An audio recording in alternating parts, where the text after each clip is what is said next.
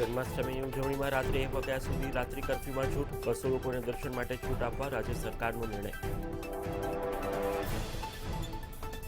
9 સપ્ટેમ્બરથી ગણેશ ઉત્સવ દરમિયાન નાઇટ કર્ફ્યુમાં રાત્રે 12 વાગ્યા સુધી કર્ફ્યુ મુક્તિ. સાર્વજનિક ગણેશ ઉત્સવમાં 4 ફૂટની પ્રતિમા સ્થાપવાને મંજૂરી.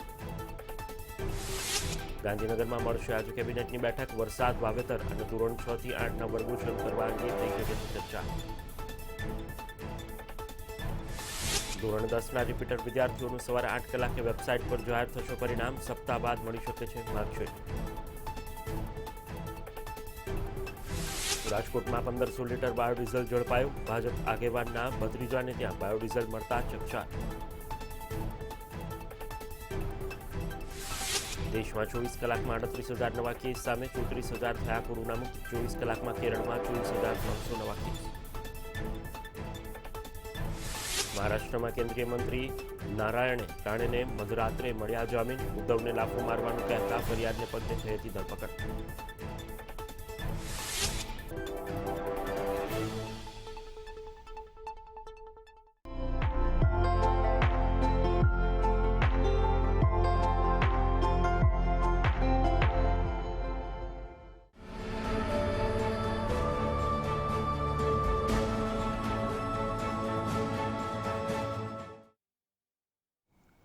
નમસ્કાર, ટી ટાઈમ ન્યૂઝ સાથે હું છું ભૂમિત જાની અને તમે જોઈ રહ્યા છો મંતવ્ય ન્યૂઝ. સમાચારમાં શરૂઆત કરીશું. રાજ્યની અંદર જે પ્રકારે કોરોના સંક્રમણ ઘટી રહ્યું છે ત્યારબાદ રાજ્ય સરકારે ઉત્સવોને લઈને મંજૂરી આપી છે. ત્યારે જન્માષ્ટમીએ રાત્રે 1 વાગ્યા સુધી કર્ફ્યુમાંથી મુક્તિ જાહેર કરવામાં આવી છે. જન્માષ્ટમી અને ગણેશ ઉત્સવને લઈને મોટા રાહતના સમાચાર સામે આવ્યા છે. તહેવારોને લઈને રાજ્ય સરકારે જાહેરાતો કરી છે.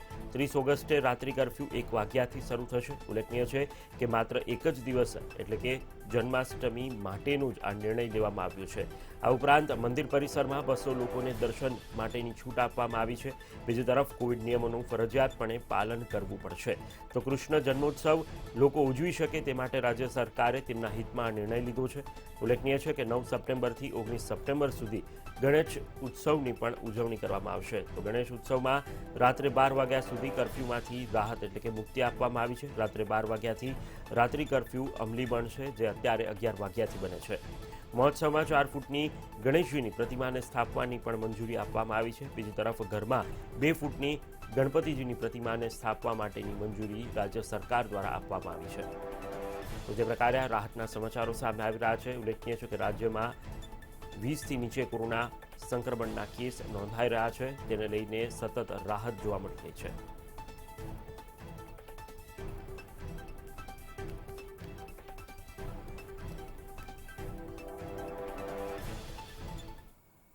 જન્માષ્ટમી અને ગણેશ ઉત્સવને લઈને રાજ્ય સરકારે મહત્વના નિર્ણયો કર્યા છે. જે અંતર્ગત 30 ઓગસ્ટે એટલે કે જન્માષ્ટમીએ 8 મહાનગરોમાં રાત્રે 1 કલાક કર્ફ્યુ મોડું શરૂ થશે. ઉલ્લેખનીય છે કે કૃષ્ણ જન્મોત્સવ ઉજવી શકે તે માટે સરકારે આ નિર્ણય કર્યો છે.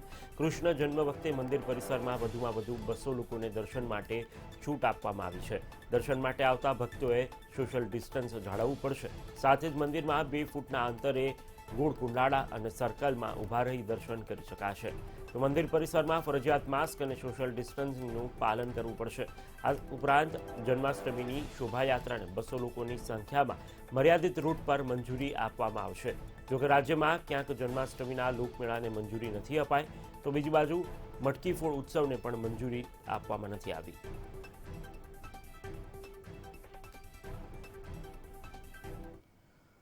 રાજ્યમાં 9 સપ્ટેમ્બરથી 19 સપ્ટેમ્બર દરમિયાન ગણેશ ઉત્સવની ઉજવણી પણ કરી શકાશે. સાર્વજનિક ગણેશ ઉત્સવમાં 4 ફૂટની ગણેશજીની પ્રતિમા અને ઘરમાં 2 ફૂટની ગણેશજીની પ્રતિમાને સ્થાપના કરી શકાશે.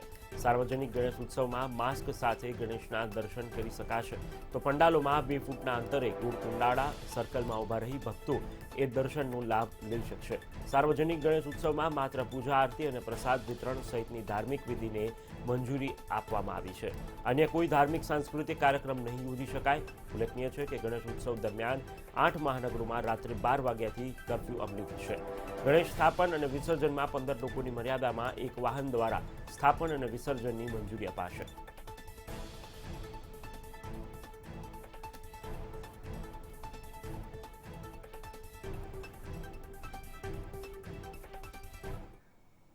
સમાચારમાં આગળ વાત કરીએ તો ગાંધીનગરથી સમાચાર પ્રાપ્ત થઈ રહ્યા છે કે જે આજે મુખ્યમંત્રી વિજય રૂપાણીની અધ્યક્ષતામાં કેબિનેટની બેઠક મળવા જઈ રહી છે. ધોરણ 6 થી 8ના વર્ગો શરૂ કરવા મુદ્દે આ બેઠકની અંદર ચર્ચા થઈ શકે છે. આ સાથે જ વરસાદ વાવેતરની સ્થિતિ અંગે પણ આ બેઠકની અંદર સમીક્ષા થઈ શકે છે. ઉપરાંત વિધાનસભાના ચોમાસુ સત્રના આયોજનને લઈને પણ ચર્ચા થઈ શકે છે. તો જે પ્રકારે ગાંધીનગરથી આ સમાચાર પ્રાપ્ત થઈ રહ્યા છે કે જે આજે મુખ્યમંત્રી વિજય રૂપાણીની અધ્યક્ષતામાં કેબિનેટની બેઠક મળવા જઈ રહી છે. આજે સવારે આ બેઠક મળવા જઈ રહી છે. આ બેઠક દરમિયાન પ્રાથમિક શાળાના વર્ગો શરૂ કરવા માટે ઓફલાઈન વર્ગો શરૂ કરવા માટેની ચર્ચા પણ વિસ્તૃત રીતે થઈ શકે છે. બીજી તરફ વરસાદ વાવેતરની સ્થિતિ અંગે પણ રાજ્ય સરકારના મંત્રીઓ દ્વારા આ બેઠકની અંદર ચર્ચા થશે. ઉપરાંત વિધાનસભાના ચોમાસુ સત્રના આયોજનને લઈને પણ ચર્ચા થશે.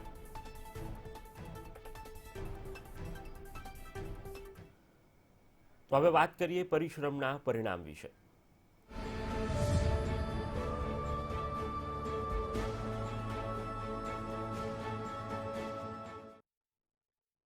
ધોરણ 10ના રિપીટર વિદ્યાર્થીઓનું આજે પરિણામ જાહેર થવા જઈ રહ્યું છે, જેને લઈને આ સમાચારો સામે આવી રહ્યા છે. સવારે 8 કલાકે આ પરિણામ છે તે જાહેર કરવામાં આવશે. ગુજરાત બોર્ડની વેબસાઇટ result.gseb.org પર પરિણામ જાહેર કરવામાં આવશે. ઉલ્લેખનીય છે કે આ પરિણામ બાદ માર્કશીટ અને સર્ટિફિકેટ અંગે બોર્ડ દ્વારા અમુક દિવસોની અંદર આગામી દિવસોની અંદર જાહેરાત કરવામાં આવશે કે ક્યારે વિદ્યાર્થીઓને પોતાની માર્કશીટ મળી શકશે. ઉલ્લેખનીય છે કે જે પ્રકારે તબક્કાવાર પરિણામ ખાસ કરીને રિપીટર વિદ્યાર્થીઓના પરિણામ જાહેર કરવામાં આવી રહ્યા છે, ત્યારે આજે સવારે 8 કલાકે ગુજરાત બોર્ડની વેબસાઇટ પર ધોરણ 10ના રિપીટર વિદ્યાર્થીઓનું પરિણામ જાહેર થશે. વેબસાઇટ result.gseb.org પર પરિણામ જે વિદ્યાર્થીઓ છે તે જોઈ શકશે. શાળાઓ પણ આ વિદ્યાર્થીઓનું પરિણામ જોઈ શકશે. આ સાથે જ માર્કશીટ અને સર્ટિફિકેટ અંગે બોર્ડ આવનારા દિવસોની અંદર તારીખો જાહેર કરશે કે ક્યારે વિદ્યાર્થીઓને તેમની માર્કશીટ એ ફિઝિકલ રીતે મળી શકશે. તો ધોરણ 10ના રિપીટર વિદ્યાર્થીઓના પરિણામને લઈને આ મહત્વના સમાચાર સામે આવી રહ્યા છે કે જે આજે સવારે એટલે કે 8 કલાકે 8 વાગ્યે પરિણામ ગુજરાત બોર્ડની વેબસાઇટ પર જાહેર થશે. result.gseb.org પર વિદ્યાર્થીઓ અને શાળાઓ તેમનું પરિણામ છે તે જોઈ શકશે. આવનારા દિવસોમાં માર્કશીટ અને સર્ટિફિકેટ અંગે પણ બોર્ડ દ્વારા જાહેરાત કરવામાં આવશે.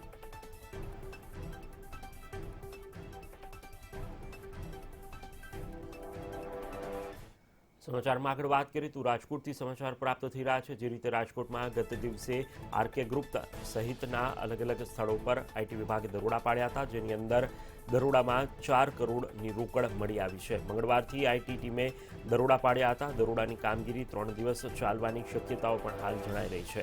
તો કેટલાક બિનહિસાબી દસ્તાવેજો પણ કબજે કરવામાં આવ્યા છે.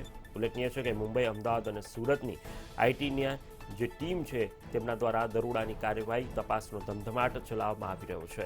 જે પ્રકારે હાલ આ સમગ્ર અહેવાલો મળી રહ્યા છે. ગત દિવસે વહેલી સવારથી જ જે દરોડા પાડવામાં આવ્યા રાજકોટના નામાંકિત બિલ્ડર ગ્રુપ આરકે ગ્રુપ સાથે સંલગ્ન અલગ અલગ જે સંસ્થાઓ છે તેમની સાથે પણ દરોડા પાડવામાં આવ્યા હતા.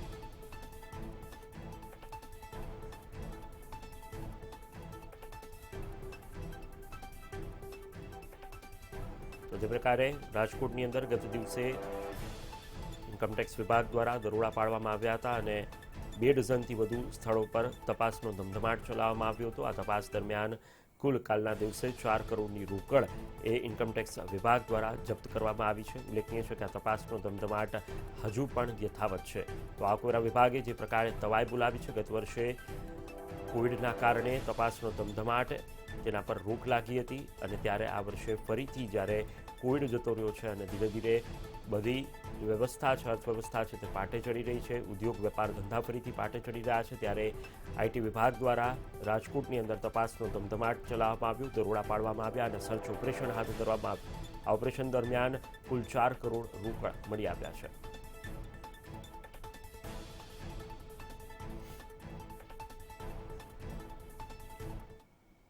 તો બીજી તરફ રાજકોટથી સમાચાર પ્રાપ્ત થઈ રહ્યા છે કે જ્યાં 1500 લીટર બાયોડીઝલનો જથ્થો મળી આવ્યો છે. જે પ્રકારે હાલ આ સમાચારો પ્રાપ્ત થયા છે, રાજકોટમાં 1500 લીટર બાયોડીઝલનો જથ્થો ઝડપાયો છે. અટીકા વિસ્તારમાં એક ટ્રાવેલ્સના વાડામાંથી આ બાયોડીઝલ ઝડપી પાડવામાં આવ્યું છે. ભક્તિનગર પોલીસ દ્વારા આ દરોડું પાડવામાં આવ્યું હતું, જે સફળ રહી છે કામગીરી. એક શખ્સની અંતર્ગત ધરપકડ પણ કરી લેવામાં આવી છે. ઉલ્લેખનીય છે કે ભાજપના આગેવાનનો ભત્રીજો એ વોન્ટેડ જાહેર થયો છે. ભાજપના આગેવાનનું નામ ચમકતા પોલીસ ઉપર પણ દબાણ જોવા મળી રહ્યું છે. ભાજપના સિનિયર અગ્રણી દ્વારા પણ હવાતિયા મારવામાં આવી રહ્યા છે. ઉલ્લેખનીય છે કે બાયોડીઝલ મળતા પોલીસે કાર્યવાહી હાથ ધરી.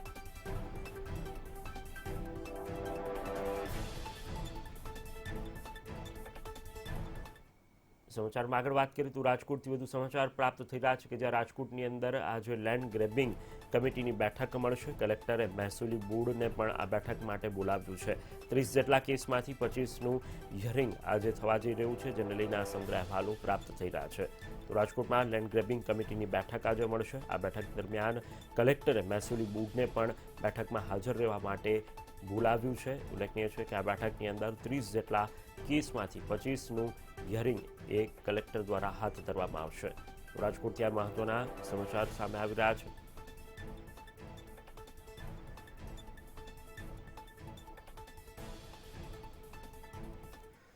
સમાચારમાં આગળ વાત કરીએ તો જામનગરથી એક મહત્વના સમાચાર સામે આવી રહ્યા છે કે જ્યાં જામનગરની અંદર મહિલા સંચાલિત કૂટણખાણું ઝડપાયું છે.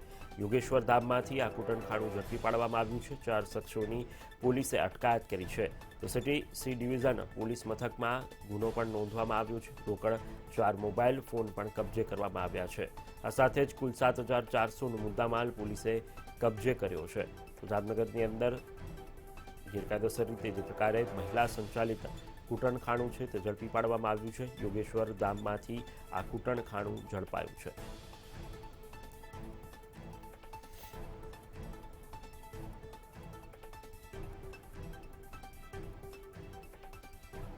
સમાચારમાં આગળ વાત કરીએ તો આગામી 26 તારીખના રોજ સ્ટેટ કેમિસ્ટ એસોસિએશનની સાધારણ સભા યોજાવા જઈ રહી છે. ચૂંટણી અધિકારીની નિયુક્તિ મુદ્દે અસાધારણ સામાન્ય સભા મળવા જઈ રહી છે.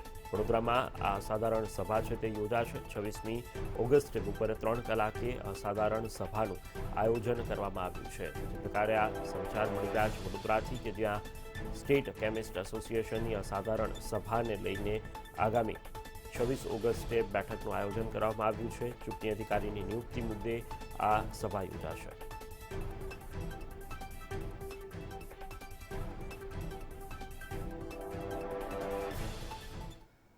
તો જીસીસીઆઈની ચૂંટણીને લઈને મહત્વના સમાચાર સામે આવી રહ્યા છે. જે પ્રકારે આ સમાચારો પ્રાપ્ત થઈ રહ્યા છે કે જ્યાં જીસીસીઆઈની ચૂંટણીની અંદર હેમંત શાહ બિનહરીફ થયા છે. સિનિયર વાઇસ પ્રેસિડેન્ટ તરીકે પાર્થિવ પટવારી પણ બિનહરીફ થયા છે. તો વાઇસ પ્રેસિડેન્ટ તરીકે સંજીવ છાજડ બિનહરીફ ચૂંટાયા છે. મંગળવારે ઉમેદવારી પત્ર પરત ખેંચવાનો અંતિમ દિવસ હતો, ત્યારે જીસીસીઆઈની અન્ય 24 કેટેગરી માટે ચૂંટણી થશે. 24 કેટેગરી માટે 84 ઉમેદવારી પત્રોનું પણ વિતરણ થઈ ચૂક્યું છે. તો જીસીસીઆઈની ચૂંટણીને લઈને આ મહત્વના સમાચાર સામે આવી રહ્યા છે કે જ્યાં પ્રમુખ પદે હેમંત શાહ બિનહરીફ જાહેર થયા છે. તો સિનિયર વાઇસ પ્રેસિડેન્ટ તરીકે પથિક પટવારી પણ બિનહરીફ જાહેર થયા છે. વાઇસ પ્રેસિડેન્ટ તરીકે સંજીવ છાજડ પણ બિનહરીફ ચૂંટાયા છે.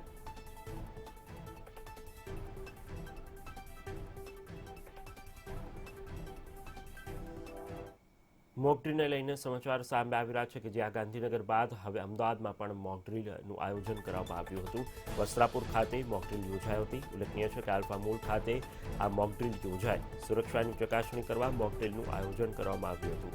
તો જે પ્રકારે ગાંધીનગરમાં પણ મોકડ્રીલ યોજાઈ હતી, ત્યારબાદ અમદાવાદમાં પણ મોકડ્રીલનું આયોજન કરાયું હતું. વસ્ત્રાપુર ખાતે આ મોકડ્રીલ યોજાઈ હતી.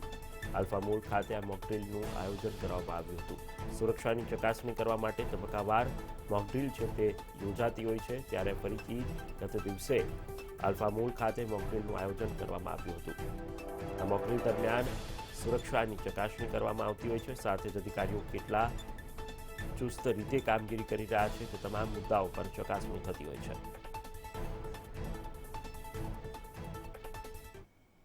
તો હવે વાત કરીએ કોરોના કાળ વિશે.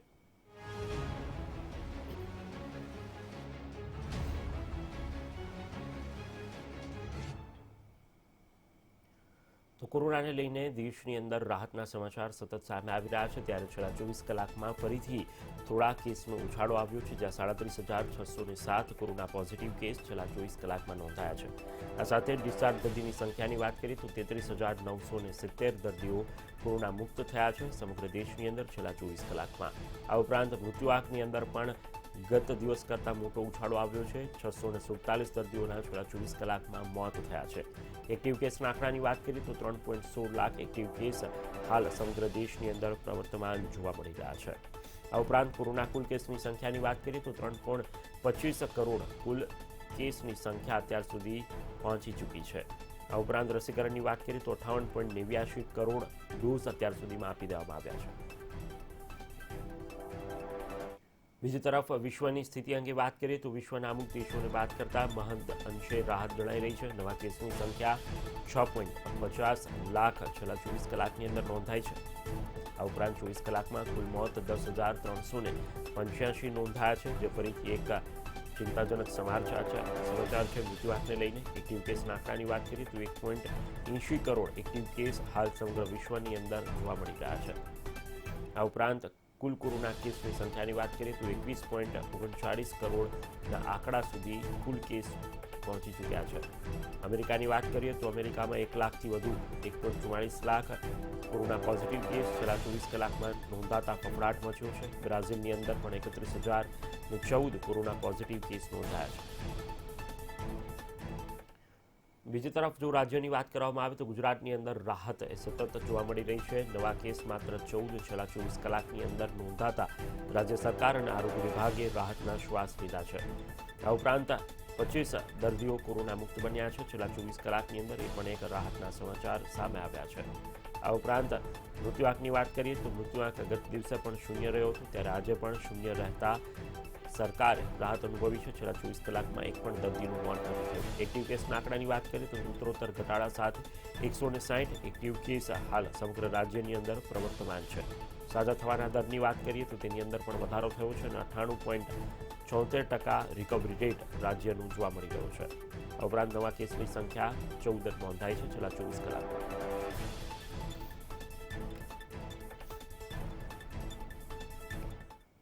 સમાચારમાં આગળ વાત કરીએ તો દિલ્હીમાં થયેલા સીએ વિરોધ પ્રદર્શન અને રમખાણું ભડકાવવા પાછળ વડોદરાથી ફંડિંગ થયું હોવાનો ઘટસ્ફોટ થયો છે. વડોદરા પોલીસે ખુદ આ અંગેનો ખુલાસો કર્યો છે કે આફમી ચેરિટેબલ ટ્રસ્ટના સલાઉદ્દીન શેખ ટ્રસ્ટના ઓથા હેઠળ હવાલાથી ફંડ મળ્યું હતું અને ખોટા બિલો બનાવી ₹59.94 લાખનું ફંડ દિલ્હી મોકલવામાં આવ્યું હતું.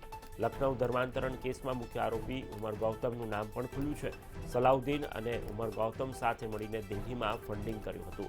વડોદરા પોલીસે એ વાતનો પણ ખુલાસો કર્યો છે કે 4 વર્ષમાં દુબઈથી હવાલા મારફતે ₹24.48 લાખ મેળવ્યા છે અને તેમાંથી ₹5.91 લાખ ધર્માંતરણ માટે વાપરવામાં આવ્યા છે. વડોદરા પોલીસે એસીપી ક્રાઇમની આગેવાનીમાં એસઆઈટીની રચના કરી છે.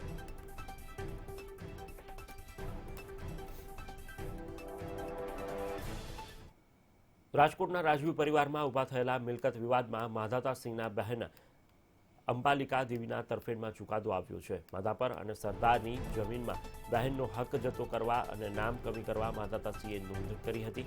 ડેપ્યુટી કલેક્ટરની કોર્ટમાં કરાયેલી આ અરજીને ફગાવી દેવાઈ છે.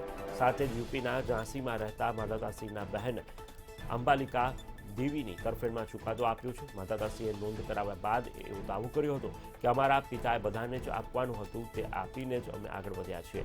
પરિવારમાં સંપત્તિને લઈને કોઈ વિવાદ નથી. જ્યારે અંબાલિકી દેવીએ જે પ્રકારે જામીન કેસમાં સગા ભાઈ માધાતાસિંહ સામે દાવો દાખલ કર્યો હતો. ઉલ્લેખનીય છે કે અંબાલિકા દેવીનો દાવો છે કે વડીલોપાર્જિત મિલકતનો વહીવટ માધાતાસિંહ પોતે પોતાની રીતે કરી રાખે છે. આશાપુરા મંદિરમાંથી એનો વહીવટ કરવા પૂરતું હક કમી કરવા માટે ₹1.5 કરોડ અમારા શેરને આપવામાં આવેલા અને એટલા પૂરતી જ વાત થઈ હતી. ભાઈ બહેન વચ્ચેના વિશ્વાસને આધારે બેને રિલીઝ કરી આપ્યું હતું, પણ માત્ર મંદિર પૂરતું જ રિલીઝ કરવાનું હતું. એને બદલે હાલના રાજી માધાતાસિંહે સમગ્ર મિલકતમાંથી માત્ર ₹1.5 કરોડ આપીને રિલીઝ કરાવી લીધેલ છે. પણ એ રિલીઝ પ્રી મેચ્યોર છે. જ્યારે રિલીઝ કરવામાં આવ્યું ત્યારે હાલનું વારસા એન્ટ્રી થઈ નહોતી, એટલે આમ હાલના વારસો પ્રોપર્ટીમાં એન્ટર થયા જ નહોતા. એટલે એના નામે કોઈ પ્રોપર્ટી ત્યારે હતી નહીં રેકર્ડ ઉપર, રેવન્યુ રેકર્ડ ઉપર. એટલે એમનું જે રિલીઝ છે એ ગેરકાયદેસર છે. અને સમાચારમાં આગળ વાત કરીએ તો જન્માષ્ટમી પર્વને લઈને દ્વારકામાં આજે બેઠક યોજાવા જઈ રહી છે. તેને લઈને સમાચાર સામે આવ્યા છે. બેઠકમાં જન્માષ્ટમી પર્વની ઉજવણી અંગે નિર્ણય લેવામાં આવશે. જિલ્લા કલેક્ટરની અધ્યક્ષતામાં આ બેઠક યોજાશે, જેની અંદર વિશેષ ચર્ચા કરવામાં આવશે. ઉલ્લેખનીય છે કે દ્વારકા કૃષ્ણનગરી ખાતે જન્માષ્ટમી પર્વને ધામધૂમથી ઉજવવામાં આવતું હોય છે, ત્યારે કોરોના ગાઈડલાઈન મુજબ કઈ રીતે આ ઉજવણી કરવામાં આવશે કે નહીં તે અંગે આ બેઠકની અંદર નિર્ણય લેવામાં આવશે. તો બેઠકની અંદર જન્માષ્ટમી પર્વની ઉજવણીને લઈને વિશેષ ચર્ચા વિચારણા કરવામાં આવશે. જિલ્લા કલેક્ટરની અધ્યક્ષતામાં આ બેઠક મળવા જઈ રહી છે, જેની અંદર દ્વારકા મંદિર સહિતના અલગ અલગ લોકો પણ ચર્ચાની અંદર હાજર રહેશે. ફોનલાઈન પર સંવાદદાતા રીમા દોશી જોડાયા છે. રીમા, જે રીતે દ્વારકાથી સમાચાર મળ્યા છે, જન્માષ્ટમી પર્વને લઈને કલેક્ટરની અધ્યક્ષતામાં બેઠક મળવા જઈ રહી છે, કઈ પ્રકાર આ બેઠકની અંદર ચર્ચા થશે?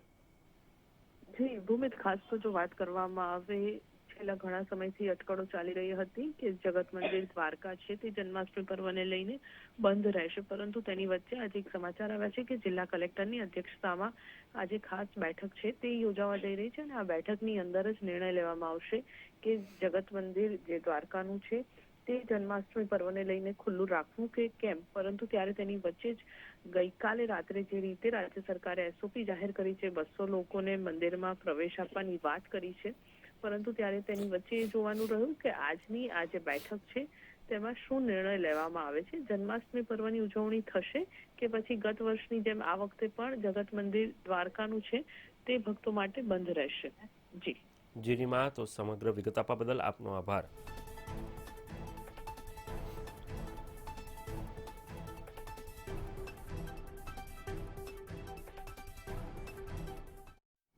તો હવે વાત કરીએ ભાજપ વર્સેસ શિવસેના વિશે.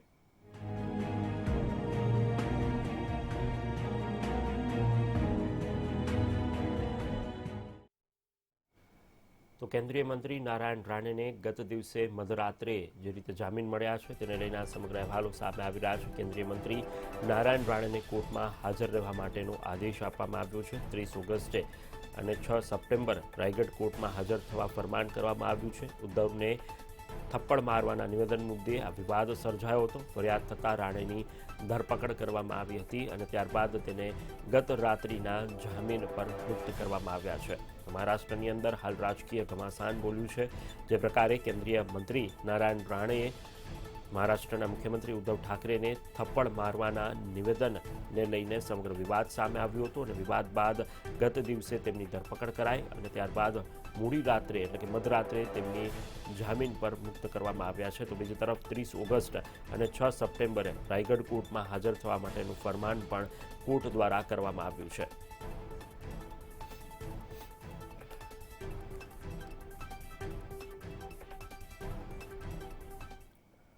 હાલમાં જન આશીર્વાદ યાત્રા માટે રત્નાગીરીમાં આવેલા રાણેને શિવસૈનિકોએ અહીંથી બહાર નહીં નીકળવા દઈએ તેવી ધમકી આપી હતી, જેને લઈને આ સમગ્ર વિવાદ થયો હતો. બસ આ નિવેદનને લઈને શિવસૈનિકો ભડક્યા હતા અને રાણેને જૂહુ સ્થિત ઘરની બહાર ભાજપ કાર્યકર્તાઓ અને યુવા સેના કાર્યકર્તાઓ વચ્ચે હિંસક અથડામણ થઈ હતી.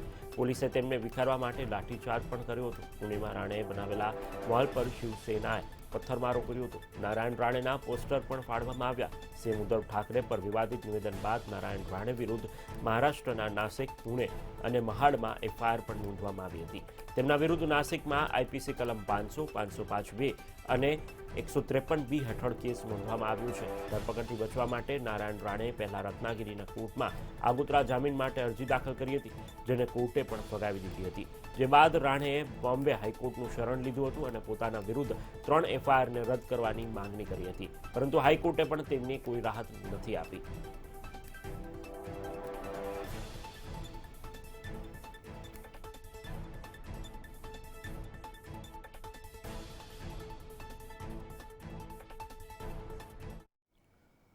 મહારાષ્ટ્રના મુખ્યમંત્રી ઉદ્ધવ ઠાકરેને થપ્પડ મારવાની વાત કહેવાનું કેન્દ્રીય મંત્રી નારાયણ રાણેને ભારે પડી ગયું છે. રત્નાગીરી કોર્ટમાંથી આગોતરા જામીન ફગાવવામાં આવ્યા પછી બોમ્બે હાઈકોર્ટ પણ તેમને રાહત ન આપતા પોલીસે નારાયણ રાણેની ધરપકડ કરી છે. થોડો સમય સંગમેશ્વર પોલીસ સ્ટેશનમાં રાખવામાં આવ્યા પછી તેમને મહાડ લઈ જવામાં આવ્યા હતા. મહાડમાં પણ તેમની વિરુદ્ધ એક કેસ નોંધાયો છે. નાસિક, પુણે, રત્નાગીરી અને મુંબઈમાં રાણે વિરુદ્ધ શિવસેનાએ દેખાવો પણ કર્યો હતો. मुख्यमंत्री जी को भारत की स्वतंत्रता का अमृत महोत्सवी वर्ष याद नहीं रहा, इसके लिए किसी व्यक्ति को गुस्सा आ सकता है, वो स्वाभाविक भी है, किंतु उस गुस्से को व्यक्त करने के अपने तरीके होते हैं, उन तरीकों से ही उसको व्यक्त किया जाना चाहिए। किंतु इस वक्तव्य के बाद जिस प्रकार से पुलिस का राज चलाने का प्रयास सरकार की ओर से किया जा रहा है, मैं स्पष्ट रूप से कहता हूं कि भारतीय जनता पार्टी वक्तव्य का समर्थन नहीं करेगी, पर व्यक्ति का समर्थन पूरे तरीके से करेगी। भारतीय जनता पार्टी नारायण राव जी राणे इनके पीछे पूरी ताकत से खड़ी रहेगी। कान के नीचे थप्पड़ मारने की बात कर रहे हैं, हमें लगता कि ये मुख्यमंत्री का नहीं पूरे महाराष्ट्र का अपमान है। लोगों को समझना पड़ेगा कि कानून से बड़ा कोई नहीं और निश्चित रूप से कानूनी कार्रवाई होगी। हमें लगता है कि जिस तरह से बंगाल में हिंसक वातावरण बनाया गया राणे जी के जरिए, महाराष्ट्र में वही हालात बनाने का काम भारतीय जनता पार्टी करना चाहती है। नारद राणे के हाथ में अगर इनकी आइडियोलॉजी जाने वाली है तो आगे चल के इसका अंजाम इनको राजकीय और सामाजिक भी भोगना पड़ेगा। अभी भी शिवसैनिकों ने संयम रखा है, आज भी संयम रखा है, लेकिन शिवसैनिक को कोई अगर आमंत्रण देगा तो उसका जवाब तो पूरा मिलेगा। તો હાલ ટી ટાઈમ ન્યૂઝમાં અત્યારે બસ આટલું જ. વધુ સમાચાર અને અપડેટ્સ માટે આપ જોતા રહો મંતવ્ય ન્યૂઝ અને સાથે લોગિન કરી શકો છો અમારી વેબસાઇટ www.mantavynews.com. નમસ્કાર.